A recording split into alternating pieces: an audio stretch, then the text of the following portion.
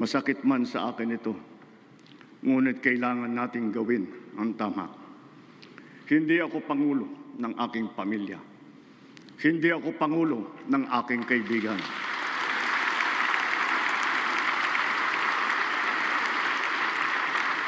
Ako ay Pangulo ng Pilipinas at ang tungkulin ko ay sa inyo, ang aking mga kapwa Pilipino.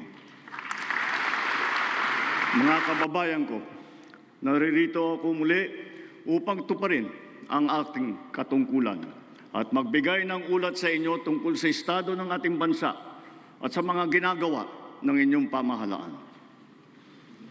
1 taon na ang nakalipas mula noong huli akong tumayo rito upang ilantad ang katiwalian na nadiskubre namin sa mga flood control project. Gaya ng aking ipinangako sa inyo, nagsagawa tayo ng malawakan at malalimang investigasyon na walang pagkikiling kahit kanino man. Masusi nating sinuri at sinundan kung saan tayo itinuro ng ebidensya. Lahat ng kailangang gawin ay ginawa natin upang matuntun ang punot dulo. Mayroon ng mga unang nakasuhan at nakulong, mga kontratista, matataas na opisyal, pati na mga mambabatas. At dumating na tayo sa punto na ayon sa Ombudsman ay malapit na ang paghain ng patong-patong na kaso laban sa dating speaker.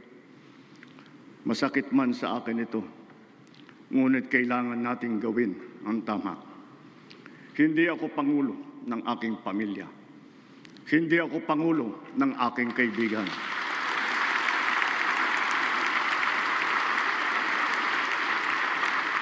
Ako ay Pangulo ng Pilipinas at ang tungkulin ko ay sa inyo, ang aking mga kapwa Pilipino.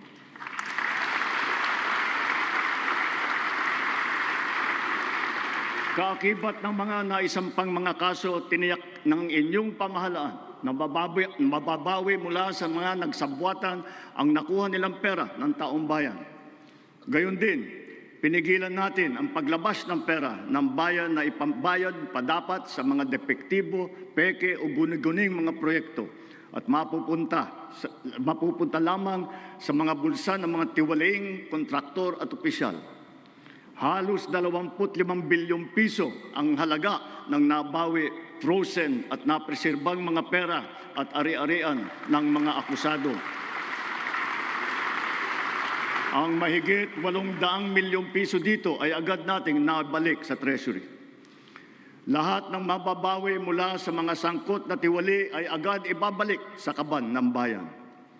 Ipinapaubaya na natin ang pag-uusig sa Ombudsman at sa ating mga pinalakas na National Prosecution Service. Nananalig din tayo sa makatarungang hatol ng hukuman. Makakaasa kayo na ang gulong ng hustisya ay tumatakbo.